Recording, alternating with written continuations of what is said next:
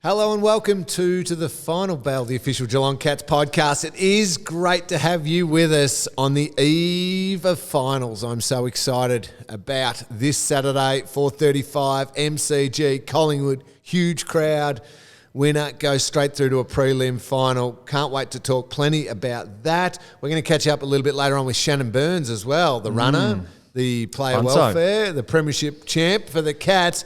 But I am joined by the man who has been with us the last few weeks, Tommy Lonergan. Domsy, great to see you with us. Hello, Cameron. It's a great time to be alive, isn't it? We've got through 3 months of wet and cold winter, and now the sun's out. The players are about to walk out onto the track and have their final or their main session before Saturday's big game. It's just the grass has just been cut. Oh, yes. It's just the finals feeling is in the air, and it's a great time to be alive. It certainly is, Domsy. We might ask Burnsy about what they did in place of not playing last weekend when he comes in. We are brought to you by Lake Imaging, as we are every single week. Big thanks to them. They're celebrating 20 years of radiology services in Victoria. Lake Imaging are proud to be the preferred medical imaging provider of our beloved Cats at the Geelong Football Club. Domsy, I want to do this a little differently. We're just going to do the 2 segments today because I wouldn't mind having a slightly longer chat with Burnsy and not as much footy to talk about on the weekend. We're going to talk about the AFLW as well, a fantastic first up win by the girls. But I'd also like to get to weave in some of our listener questions to our discussions in this first segment. But quickly, get one topic out of the way. Are you pro or con the pre-finals bye? Were you sitting around last weekend saying, yes, I love watching the AFLW play, I'm excited about the Cats beating the Tigers, but I really wanted the finals to just start straight away in the men's, bring it on, get rid of this bye, or great chance to rest all the players up across the 8 teams who are in the finals? I'm slightly on the fence. Look, I feel like one foot is in the camp of week off, Jeremy Cameron and the likes. All the best players can give themselves another week and be ready to go for the first final. And I think the last few years, we've seen teams. I think the best finals have been the first finals. All the best finals have been the qualifyings and the elimination final. They've been really, really good finals. And that's maybe because everyone's a bit fresher and, you know, as we mentioned, those players who may have had an injury and needed that extra week, it has allowed them to get right for the final. So on that aspect, but then you've got Geelong sitting on top of the ladder. I'm sure that they would have, you know, absolutely rather continue on and hopefully get the win this week and then have their much-deserved week off.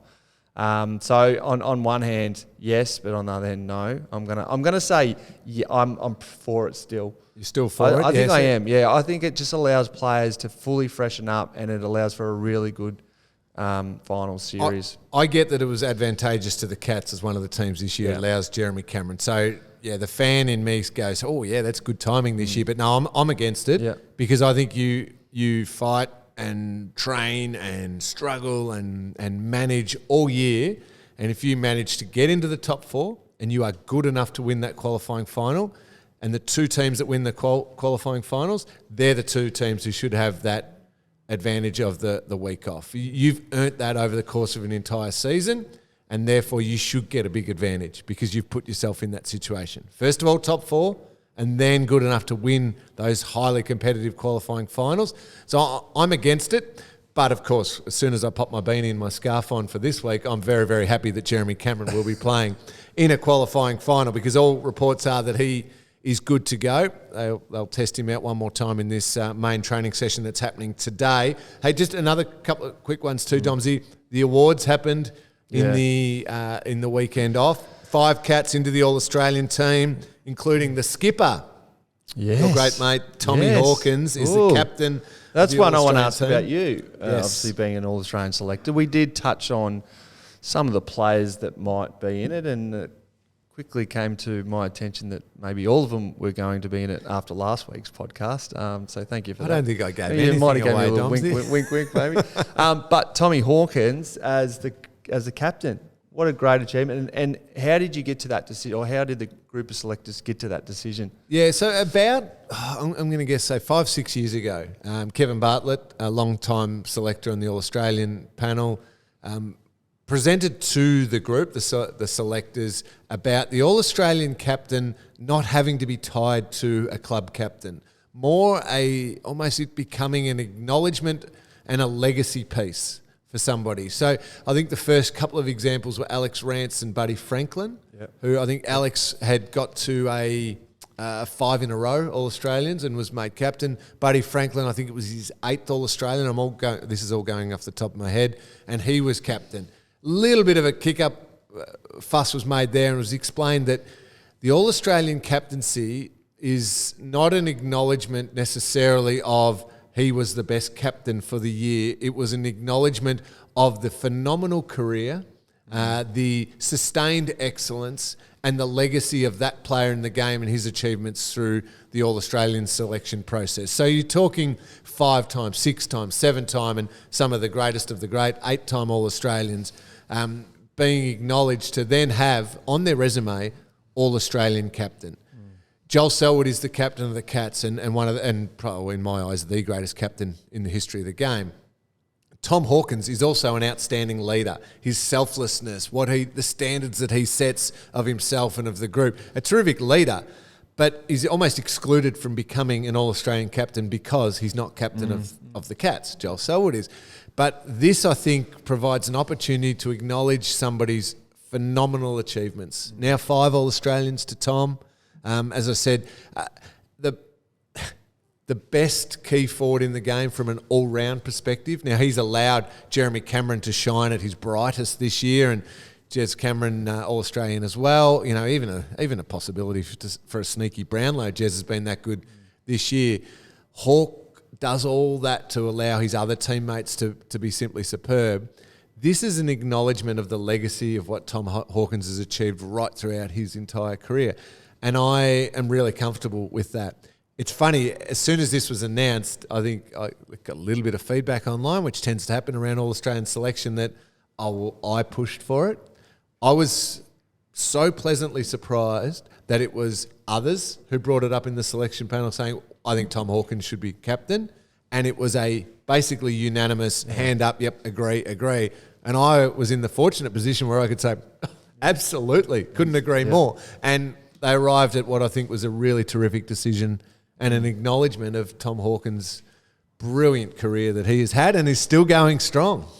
You've summed it up well, mate. And, you know, I think it's a really, really great argument, and I'm glad Kev did that, because you look at him and it's not just his craft work as a key forward, but I'm not sure where he ranks in goal assists.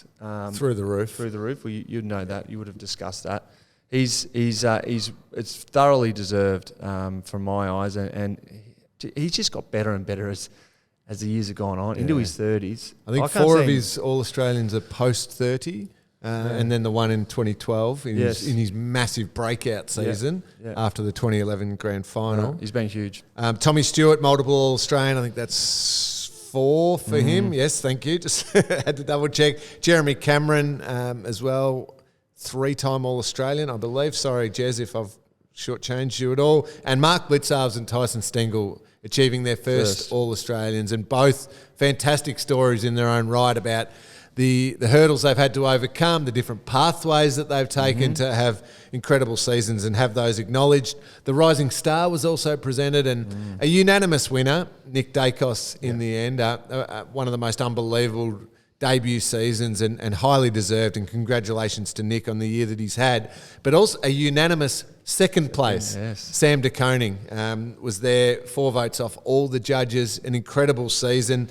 One of our questions that we had asked Domsey was from Tommy MCV.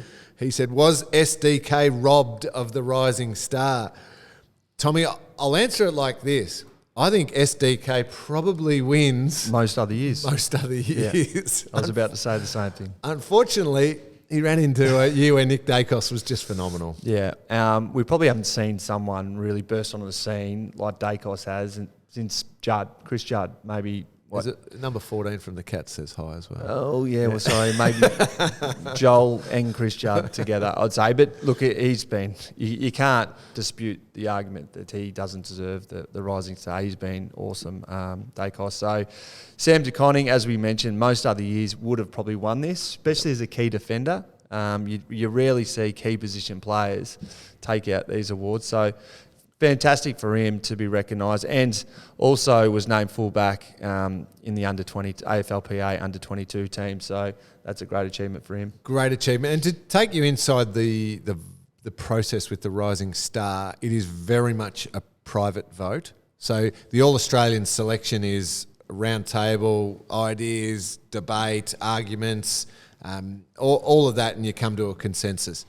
The voting is your votes. You do that privately after the final round of games. It is your choice, your thought on who the best 5 players who were nominated throughout the year on the season they had, not the player they're going to become, which can sometimes cloud what you're thinking a little bit, but the season that they've had. But throughout the course of the year in the multiple meetings we have, you do discuss how players are travelling, and obviously raving about Nick Dacos and what a fantastic season. You know, he's doing this, he's doing that. I love the fact that in the discussions, SDK was spoken about so highly. Some of the key position players on the All-Australian selection panel were talking about the difficulty of the job that he was asked to do every single week. So there was a real acknowledgement that it wasn't, as much as the likelihood was that Nick Dacos, who'd had that special season, was going to end up there, it wasn't just, everybody's going to vote for Nick Dacos, so let's not bother talking about the others. Sam was spoken about it was a genuine contender to be voted the 5 votes. And you could see then the way that everybody had him unanimously as the second one acknowledges just how good a season he's had and the jobs he's been asked to do. You're exactly right. And we discussed that last weekend, didn't we? Last podcast is he a sneaky chance for the Rising Star? And to see him unanimously number 2 in the voting is a great feather in his cap. And also spoken about in all Australian circles in his second or third year. Great effort by Sam. Yeah, it certainly was. Let's move on to the weekend off. As said, Shannon Byrnes is coming up pretty soon, Domsy, so we might ask him about what the players did for a training/game simulation type thing. But if you can cast your eyes forward to this Saturday, and this one's from Larry David 316. Larry David, that's a very famous name. Seinfeld fame. Seriously, how the hell are they going to pick the best 22 this week?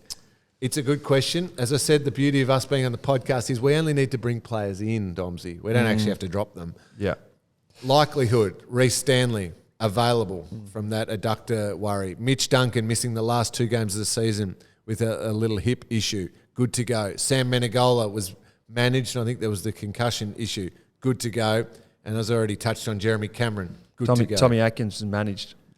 Yes. As the Medi-sub in the last game, and probably unfortunately played more minutes than the coaches had possibly planned for him, but a bit of a download there.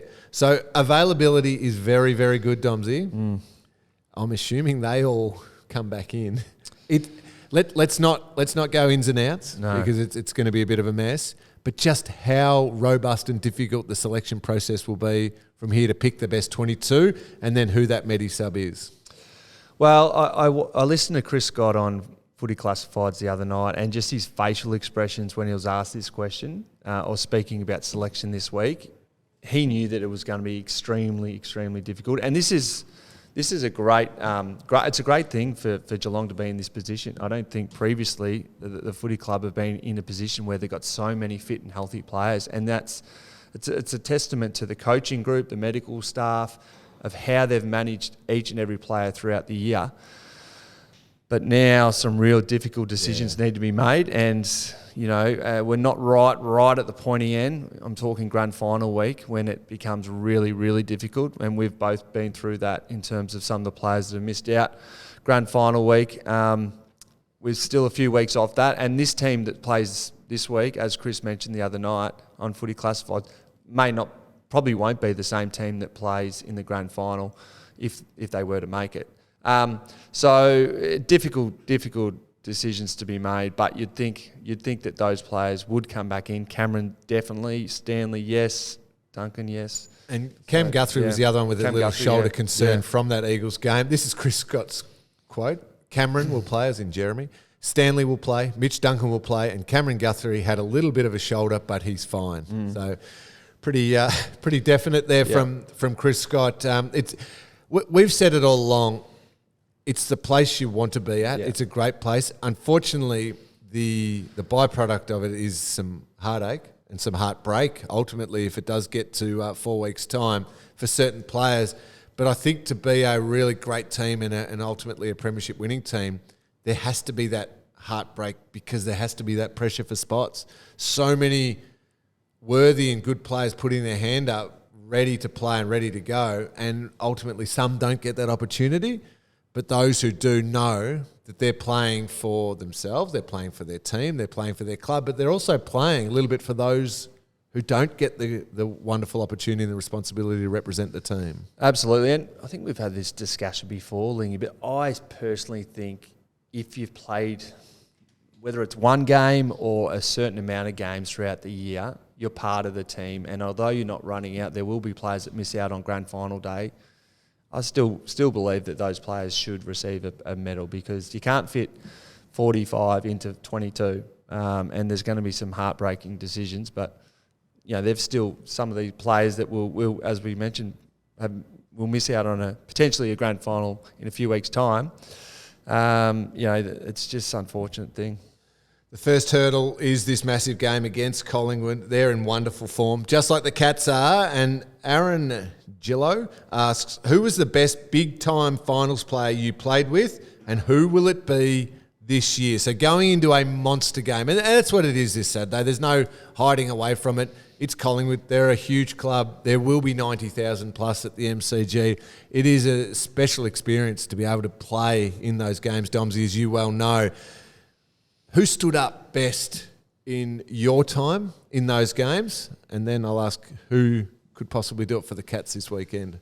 Who do you reckon was the best big game player you played with? One just comes straight to mind is the number 14, Joel Selwood. For mine, he just stands up when you need someone to stand up. Jimmy Bartell would closely follow. I thought he was exceptional. Games are traditionally won and lost around the footy, and when you've got those guys, yourself, Cameron, I'll mention you as well, but when you've got those guys around the footy that you can really rely on, they're the ones that get it done when things are against them. That's where you sort of look at them and go, they're on a different level. Reliance and trust is big, isn't it? When you look around, you sometimes... All of us, even the very, very best, have doubts in those moments. There's just a heaving MCG and the opposition's got a little bit going on and you're having those self-doubts. Geez, what do we do here? And to look around, this is going back to our days, Doms, and see Joel Corey standing there and Joel, you go, oh, okay, well, he's just going to attack the ball like a maniac. And then I've got Joel Selwood there. Okay, he's going to do the same thing and look around. And then I've got Corey Enright covering a little bit behind. So if we do lose it, he'll fix it up. And got Tom Lonergan there, Matty Scarlett there. Andrew Mackey will get creative, come off and try and help, but then can kickstart things. And if we do win it forward, what have we got ahead of the ball? I've got Paul Chapman there. He'll win a one-on-one contest. Got Stevie J there. Got when Hawke lit up that 2011 grand final, I reckon we all grew about 3 inches after that. Because the doubts you might have as a player are quickly stripped away and the belief grows when you look around and go, yeah, I know what these boys can do. I know what we can do together. Yeah. That's the special feeling, isn't it? It is. You're exactly right. And I remember watching Hawke in that third quarter and going, wow. And you could just sense the whole group just, it just grew another leg. And that's what, when you look to the finals, that's what makes it so special is that who's that player going to be? Who's that player going to be? Have you got a sense of, cause straight away you go Hawkins, Dangerfield, Jeremy Cameron, Selwood always in the past. Have you got a little sense of someone else you just think is built for finals football, playing in front of 90,000 against the Collingwood at the MCG? I mentioned him last week, Tyson Stengel for mine. Yep. He looks like a player, and I don't know Tyson at all, but he's clearly a great player. He's been fantastic this year, All-Australian. He looks like a player that nothing phases him, like Eddie Betts. Like nothing phased him. He just was able to kick a goal out of his proverbial when the team needed him from the pocket. Nothing phases. He'll be clean. He'll chase. He'll tackle. That's why I've got my money on Tyson. Nice. Yep. This one's a little bit slightly different to the actual playing maybe perspective. Turner Tristan poses a question. What's the hardest challenge playing on the MCG for us besides the width of the ground? Can I try and answer it by saying when it's a Collingwood, big Collingwood crowd, it's simply the noise, the sound. We're sitting right now a metre away from each other. When that Collingwood crowd is going, and even the Geelong crowd trying to go against the Collingwood crowd, if I talk in a normal voice to you this far away in the MCG, you won't hear me. No, you don't. You have to. There's energy in having to scream everything you say for a teammate to be able to hear it. Yeah. It's intimidating, really, isn't it? I mean, it gets to a point. Richmond was the same in 2017. Yes. In the qualifying, we played them. That was just electric. I mean, it was a fantastic night to be a part of. But that was our home final, yet it didn't feel like we quite had the numbers there that Richmond did. So that's why I ran into Steve Hocking before. He was really hopeful that the time slot on Saturday afternoon would allow as many Geelong supporters to get to the ground as possible. And, you know, if you can sort of get a 45% of the crowd Geelong, then you think that's going to be, well, hopefully we get 60%. But that might be enough to spur the boys on and grow them, you know, grow another leg to play a great game. I can still remember. There's not, like, I don't have brilliant recollection of individual games throughout my career, but I can still remember the 2007 preliminary final against Collingwood. Yep. The noise inside that ground, and late in the game when there's a kick the difference and there's stoppage after stoppage, Geelong fans were giving as good as they got. Collingwood fans, it was this true cauldron of just fire and brimstone. Yeah. And to communicate with each other, you had to have an understanding. And this is where the longevity of playing together is important, because often it can't be spoken or it can't be instructed verbally. You just need to have an instinct of how a teammate's going to move, how you're going to move to cover them. Those last few stoppages was, if anything was going to be instructed to a teammate, it had to be screamed at your loudest scream you possibly could, just to have them to hear it. It was special playing when the MCG is like that, and we haven't had that in a final since 2019, obviously because of the pandemic. It is going to be pretty amazing to be there on Saturday. We had a little taste of it, the Carlton-Collingwood round 23 game, about just how great the MCG crowd can be. But finals, it goes to a whole new level, and it really I don't know, I get goosebumps from it, Domsy, of that feeling of that everything we've been through with COVID and the pandemic, we're back at the footy and going to have 90+ thousand at a Cats final. That's pretty special. It is. It's exciting. And we're spectators, so we can go along and not feel all the sweaty palms and the getting nerve, not being able to sleep. I'll be feeling that. Well, yeah, you will be, but not to the extent as a player. But you know what I've always found strange, when I was a player and then going to games like that, whether it's a big prelim or a grand final, whatever, you go out here and the boys are just starting training now, but there's no one around. The days as normal. There's the construction workers are working on the new stand. Everything's just as normal in your day, and then that's your last or one of the last training sessions before you enter a cauldron of potentially 90 to 100,000 people, and it's like this complete different experience that you have from. Although it's obviously a very intense. The intensity levels for training are quite high, but there's no one around. It's a vacant stadium, and yet in 3 days' time, they're going to run into a stadium that's going to be packed full, hopefully 90, 95+ thousand fans. Yes. It's an interesting. Is it still the one time of the year you wish you were playing, September? We'll probably talk about it with Byrnesy shortly, but the grass has just been mowed. We mentioned in the intro, the sun's out. It's got a real spring feel to it. Half the teams are not playing anymore. It is a really exciting time. You know that each game means something, and you're only a few weeks away from finishing the season, hopefully with a medal around your neck. Oh yes, it is worth it. It's the only time now I get jealous of the boy. You talk about that moment when you come out of the almost quiet or calm of the change rooms, and you get hit by that wall of sound. Yes, nothing tops that. It's a really interesting thing for fans, I think, to understand the difference between moving from a real quietness then to this cauldron of just how noisy it is. I couldn't run more than about 3 steps now, Domsy, and I'd be completely useless. But just a month a year. Just September. Just go out there and play. To be amazing. The players get to do that on this weekend against Collingwood, who I mentioned before, are playing really good footy, really exciting footy. They play a great brand of football. It's going to be a fantastic test. You think of the matchups that might take place. Does Darcy Moore go to Tom Hawkins, or does he go to Jeremy Cameron? What's your thoughts?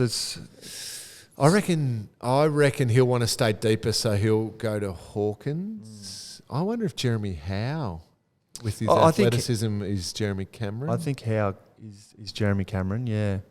Even through the middle of the ground, you've got two of the great, truly great, and I mean the truly great leaders in modern AFL history, in Joel Selwood and Scott Pendlebury going against each other. The synergy of them playing their 350th games in consecutive weeks this season, that's the old guard, and then you've got these young, exciting players playing for both teams that just electrify the ground. Nick Dacos off half back. You mentioned Tyson Stengel, Sam De Koning, Tom Atkins, Jack Ginnivan. Tommy Atkins' journey to now be a vital cog in that midfield for the Cats. So it'll be a brilliant game. Can't wait for that one. I want to take a break in a sec, Domsy, because Shannon Byrnes is going to come and join us. Before we do, the AFLW got off to a fantastic start. A thrilling finish. Georgie Prespakis kicking the winning goal. Now, a little bit of controversy that perhaps she shouldn't have taken the kick. But let's push that aside. The free kick was clearly there, and the position on the ground was ticked off. Because when I was watching it, I had my doubt. I thought, well, hang on, it shouldn't have been a down the field. It should have been from the position of the free kick. But the AFL clarified that and said, no, it was after she disposed of the ball. But it shouldn't have been Georgie who took the kick. And Georgie's probably the longest kick in the team and one of the best kicks. So good for them. Good to get off to a great start. The AFLW podcast, Catterboxes, has started. Episode 3 is out tomorrow too. So we have to get on and listen to that one, Yes, Cameron. It'll be a very positive one. Anytime you can beat the Tigers is very nice. Great crowd at GMHBA Stadium for that first game. Almost 4,500 people coming along to that one on Sunday twilight. So great that the girls got the season off to a winning start. And talking to a few of them and even a few of the players across the league from different teams, the buzz that they are feeling right now to be playing at this time of the year as opposed to the 40-degree days in the middle of summer, but also they feel the buzz of the men's playing group that it's finals time and it's the most exciting time to be playing footy. So a great feel, a terrific opening weekend for AFLW. So let's hope that winning continues. Let's take a break, Domsy. Your old mate. I hope you've got some good questions for Shan. I know. You and him have been doing a little bit of work. We had a little night up at the Belmont on Saturday with a group of boys, and it was a very humorous night. Actually, we recalled some favourite tales of ours, and one just rolled into another, and before you know it, we're going this direction and that direction. And can you try and just draw a couple of those stories out of Burns? I'll see how I go. See how I go. All right, let's take a break. Shannon Byrnes is up next. Welcome back. It is great to have you with us on to the final bell, brought to you by Lake Imaging.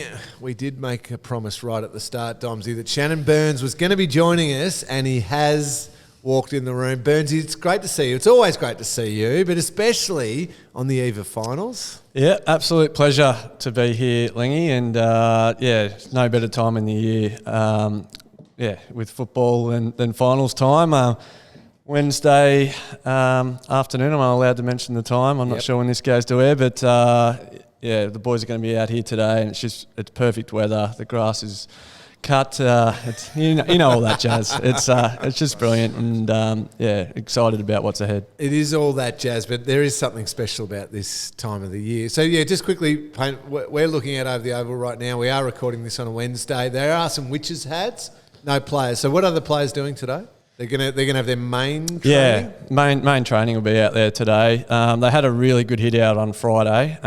Went really hard actually. You get a bit nervous when they're going against each other, and you got a big game ahead, and you just don't want one of your big guns to go down. But thankfully they got through that session. As I said, hard hit out, and today won't be as hard, but just a bit of fine tuning. Often in those hit-outs, they need an extra number just to create the 18v18 or 16v16, whatever the numbers are. Did you slot in? Yeah, I have been enjoying just slotting in. I've been on a half-back flank, which is foreign territory, very foreign territory to me. But thankfully, I got Tommy Stewart down there, and he just barks orders at me and tells me where to go. And it's quite an easy position, actually. Come on, Parks.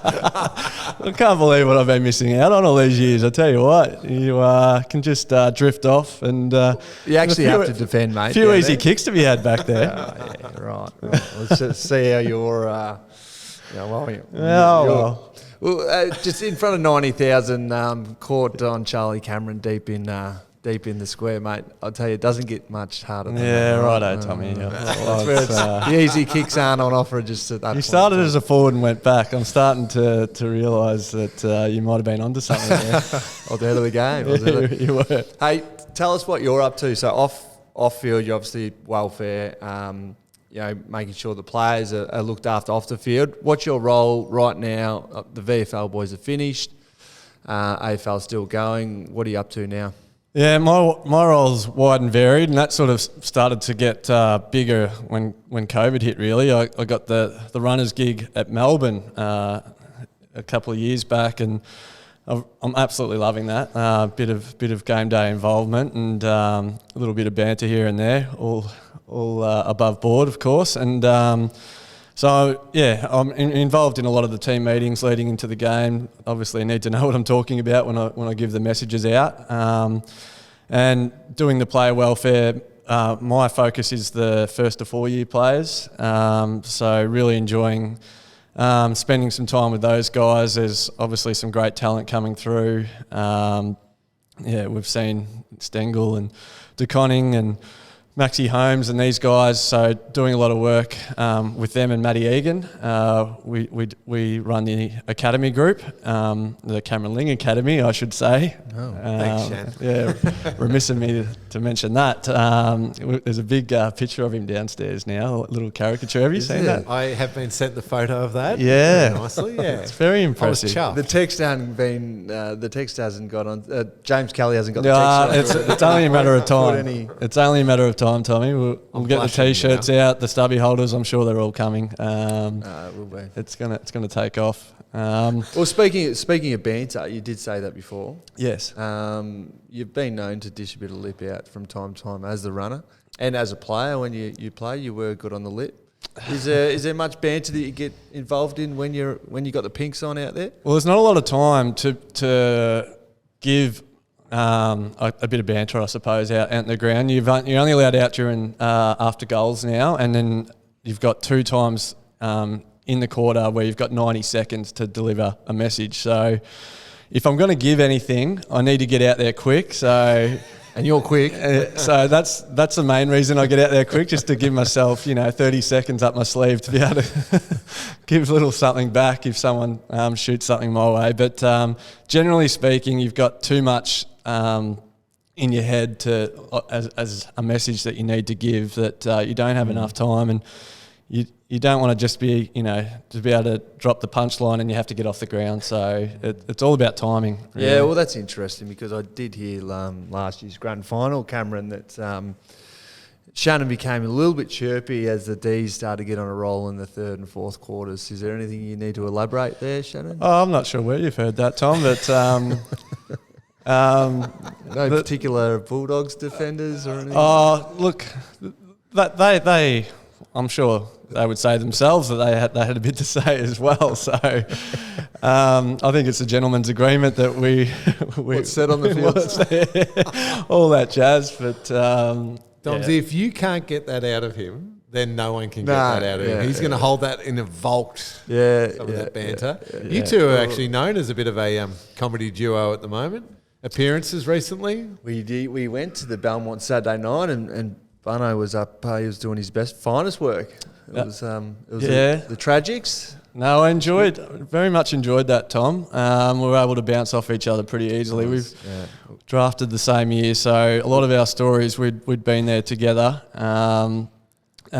Did you want me to elaborate on a few of those stories, or is it best safe for a sportsman's night? We can get into it. It's one of those things. Once you start going, you realise, that happened, and that happened, and that happened, and all of a sudden we've spent 2 hours talking about all the old stories. But there was a couple of favourites that I liked. But have you got any in particular that you want to share? Well, there was one that mentioned, and this person won't know who they are, so I'm happy to share it. But so Brad Ottens and I, Brad's first year at the club, went on an appearance together, and a fan came up and referenced me and said, "Otto, don't you hate it when fans hang around you all night?" and and yeah, that's fair enough. Like I wasn't that well known at that stage, and I said, "Oh, look, mate, you're the annoying fan. I'm the player on your bike." And he didn't take that too well, and wrote a letter into the club, and he had a list of everything that Otto and I had to drink that night, and wondered whether it was being professional or not. Our media person at the time, Tommy Peters, great man, just happened to slide the letter across into our locker and just said, "Oh, you might be interested in the address on the bottom of that of that letter." So there was a bit of a talk in the spa, I suppose, about what do we do with this address. And there were, I think there were 20 cartons of export that night. The rest is history. And 20 guys, and he may have felt like he was in a war zone that night. I'm not sure, but anyway, that was a bit of fun. But no harm, and I don't think I was one of those 20. Oh, right. I wasn't going to mention any names. Can we get a list of every single one of those 20 people, please? I reckon I could name them very easily. Yeah, I reckon you could too. Fantastic. Don't worry too, by the way, with your running. Yes. My wife, Dodsy, still comments about, she's like, Shannon's calves are still amazing. You look incredible. You look like you could still play. Yeah, do you oil them up? No, there's no oiling, no massage. Talk, there's a bit of oil. No, I wouldn't go down that path. I might shave every now and then, just when so the light hits them right. But it's nice to know that Nicole is noticing. It was funny, Lee. Actually, you weren't here because you were up in for the reunion, the 2011 reunion. We were over in the Cotton On box, the box across Mirabel Street side, and by sort of midway through the third, we'd all had a few by this point, and we were on Byrnesy watch, and we were saying, well, look at him run, like as he runs out. For those fans listening, like watch him if you go to the game this week. His form is elite, like it's beautiful form, and we're just on Byrnesy watch, and he eventually sort of. He must have seen or sensed that we're watching him, and that someone may have yelled out to him. And he's come right out in front of the box and started doing a few like little dance moves. He's got a very good Michael Jackson moonwalk. That was in the spare 30 seconds that I allow for in between a message. And I did notice the boys in the box and gave him a bit of love. So it was very good. Well played. Speaking of how good a nick you're in, you kept playing footy for a long time after your AFL career finished. We saw Gaz is going to head up to the Northern Territory and play. Yes. Are you still playing? Or what are you doing? Well, I was registered to play this year for Gordon, for Ronnie Watt's team, but just hasn't allowed with the running. He plays, mate, for a few of these ones. A bit of folding. No. It's all above board, Tom. Don't go down that. Played some years at Deer Park and had some success there with a few of my old mates who always planned to play a bit of country footy. Well, how many premierships have you We won 4 there, which was in 4 years, so that was a good run. Am I right in my memory? I've got a bad memory these days, but you kicked the winning goal in one of those grand finals in a late little charge to win the game. Is that right? Yeah, it wasn't the winning goal, but it was an important one. You're a few goals down late or something like that? No, 5 goals down in the last, kicking into a 4-goal breeze, and there's no mail in that. That was it was a win for the ages, this one, against Altona. Shout out to those guys. Probably not their favourite person, to be honest.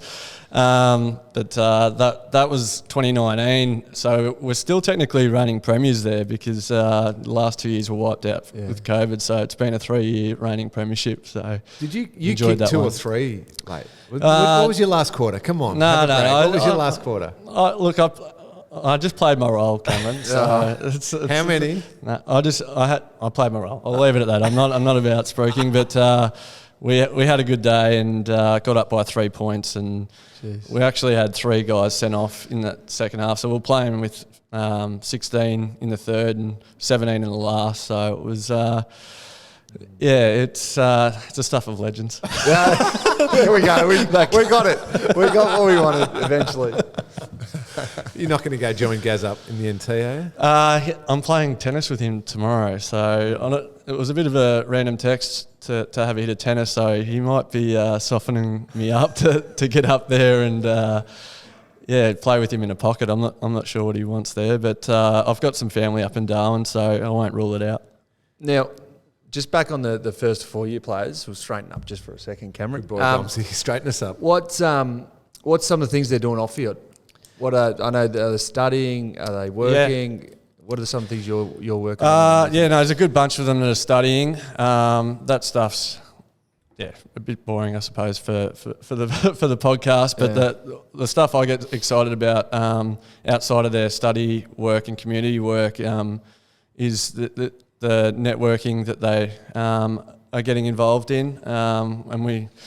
Got a lot of good partners at the club that have been great to give the boys some work experience. Cotton On's been awesome for the club. I've been using that as a bit of a base to take the players out there every sort of second week, and they've got so many arms to their business that the players can get a view of the real world. Even though Cotton On, the way that's set up, it's unbelievable if you've ever been out there. It's like you're in New York in North Geelong, but. Ash Hardwick and the guys out there have been fantastic, opening the doors for our players to get a taste of what the real world looks like. Good. Players now, I mean, the money and the average wage, I think it's $380,000 the average wage. But do players still understand the need to have a really well-rounded life and not just be locked in on, well, I'm going to play AFL, I'm going to earn this heap of money, and I'll be set and I'll be sorted for forever.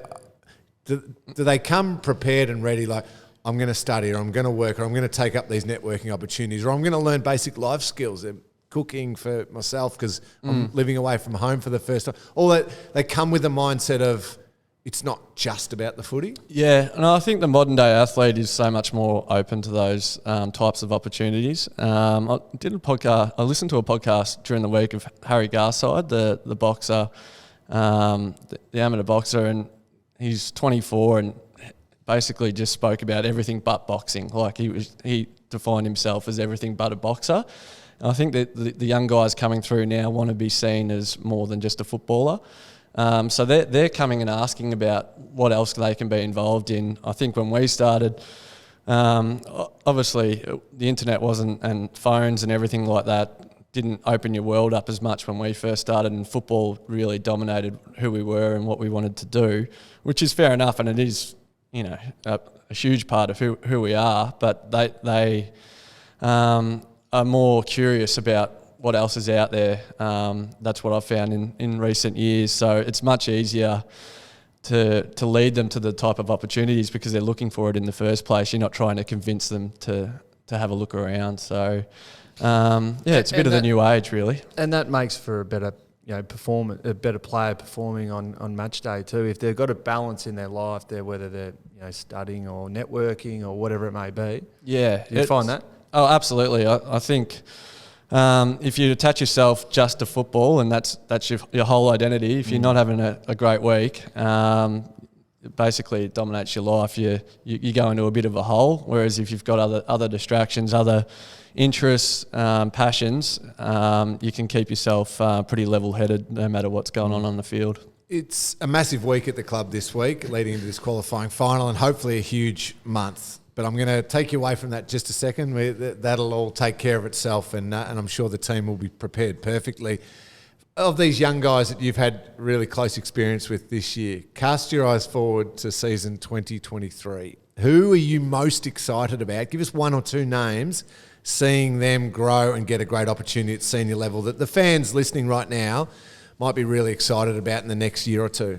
Yeah, well, I won't mention the guys that they've already seen, the guys I mentioned earlier, and Holmes, DeConning and Stengel. I'll look at the first year guys that are a really great bunch of kids. We've had a couple of them that have been struck down with injury for most of the year, so haven't had a really good go at it, in Flynn Kroger and James Willis. But Toby Conway, I think, you don't want to put too much pressure on these kids, but I see him as a ruckman that could be here for 10, 15 years.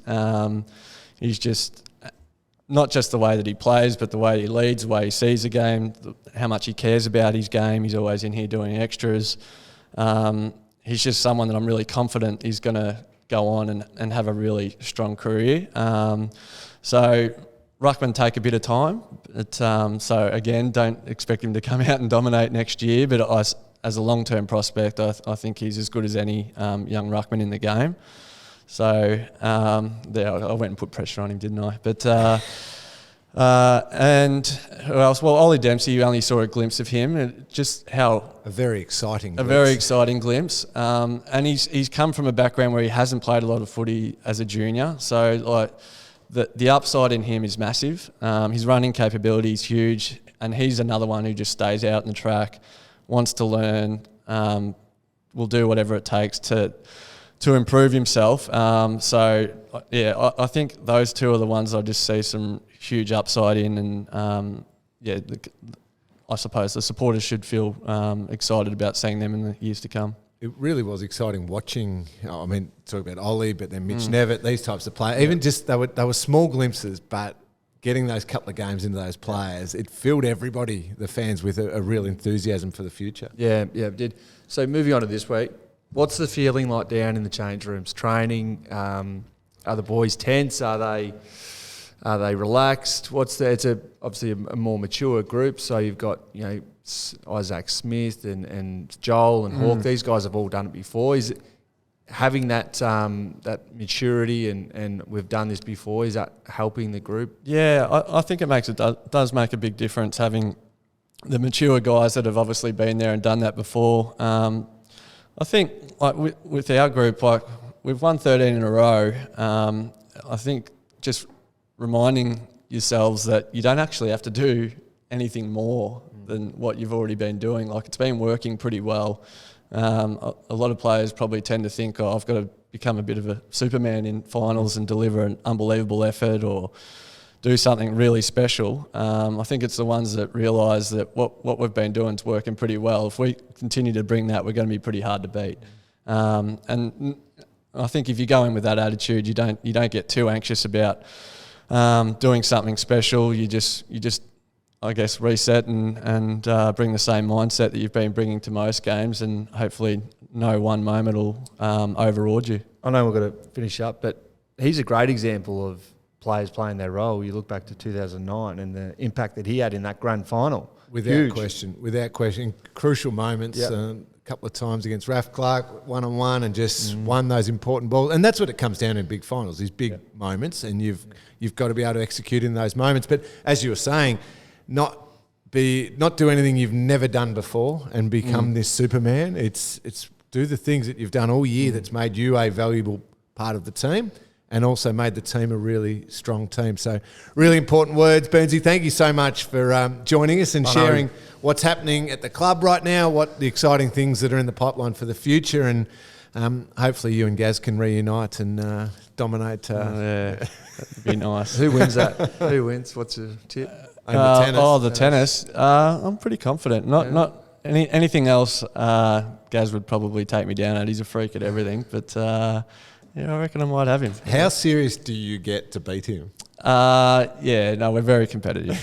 we're very friendly right up until that first serve. So I'm looking forward to that hit out. Oh, good luck for that big battle. Domsy, we better wrap things up. Thank you so much to all of our listeners. Really appreciate you joining us for this week's podcast. Thanks to Shannon Byrnes for coming along and sharing his thoughts. We'll be back again next week, hopefully, after a big Cats win against the Pies. Saturday, twilight, 4:35 at the MCG. Be a massive game. Let's hope the Cats have got a week off the following week, Domsy, and we're into a prelim final. But we'll be back no matter what next week. You back again? All finals? Well, we got you for the finals? I think so. Oh, yes, you we're beauty. Back. So we're back. That's Dissect the Cats win. That's what the fans wanted, Burnsy. I Tom can Lonergan imagine. for the We're back. finals. Yeah, nothing better. Thanks for listening. Thanks, Ling. Thanks, guys.